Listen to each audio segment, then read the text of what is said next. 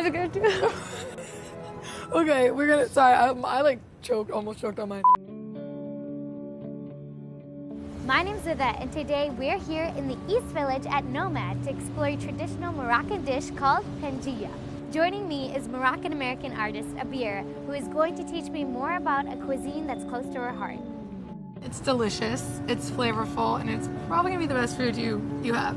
But Moroccan food for me, when I go home, it really does like refresh me. And after I eat it, I really do feel like, okay, cool, I could do anything. What do you want me to do? You want me to write a song?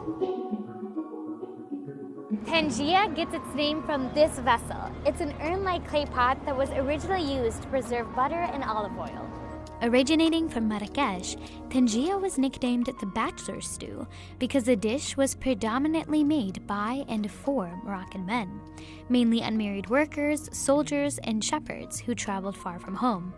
Now, Tangia is served in restaurants and food stalls around the city, with many people playing a role in making the dish.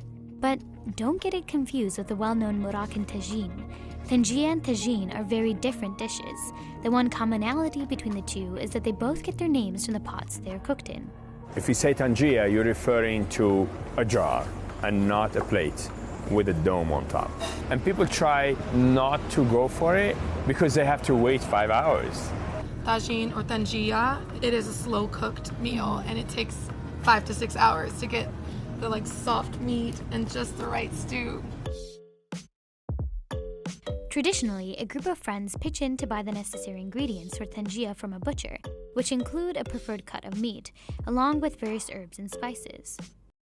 You basically put in that dish most of the spices that are fundamental to Moroccan cuisine, but mainly preserved lemons, garlic, cumin, ghee, olive oil, saffron. It's like those ingredients are known for tangia. You cannot put potatoes and call it tangia. When all of the ingredients are placed into the clay pot, the chef takes the tangia and wraps the top with parchment paper. And then you pretty much like haul it over to a man with an oven, we call it fran. It'll sit there for 5 to 6 hours under ash, like underground, cook, slow cook. And then when it's ready, you'll pick it up, go to the park, eat it with your family, and it really just brings like a sense of community. You eat it together, and it's relaxing, end of the week things.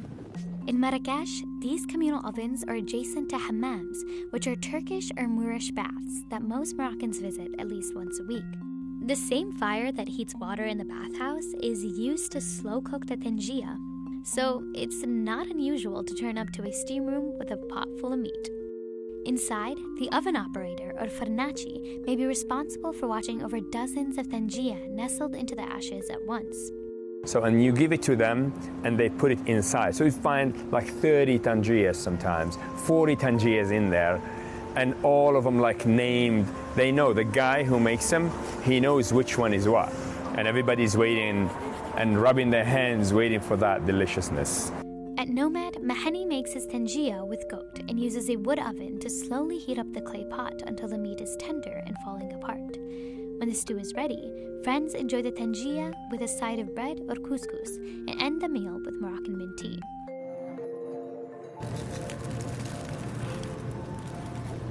Oh.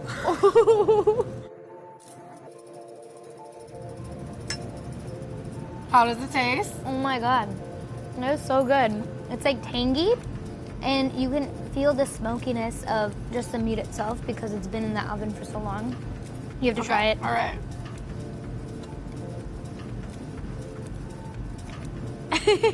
So good. All the spices are very familiar. The preserved lemon really like adds a different taste. That's probably what feels a bit foreign. Yeah.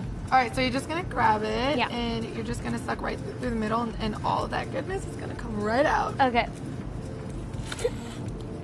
I don't think I'm doing it right. Girl, you're missing out. You gotta like really go for it. Commit. No? Okay. Yeah? It's so fatty. It's really good, right? Oh my god, that was so good. Well, with a meal like this, you would have ete, which is Moroccan mint tea, and I used mint as the title of my EP because for me, growing up in Morocco and even just here in the States with my parents, every time there's tea, there's tea. There's actual gossip happening. So let's have a little tea time. Okay. I want to know what you thought about this meal in particular. I really think one thing that really stood out the most out of this dish specifically was the preserved lemon. That's something that I've never had within the dishes that I eat, because in my culture we have this dish called nahari, and it's very similar in terms of it takes like 8 hours That's to one of my stew. favorites. Yeah, yeah, and it's like the only difference, I swear, is just the lemony flavor. It's amazing how a lot of our foods mash and taste the same in ways, but also have their own little kick to it. Yeah, you know, Moroccan food, I'm telling you, it's really, really up there. For us, like Moroccans in general, it really brings you together. And food, if you can find food that brings you together, it's probably the best food to eat.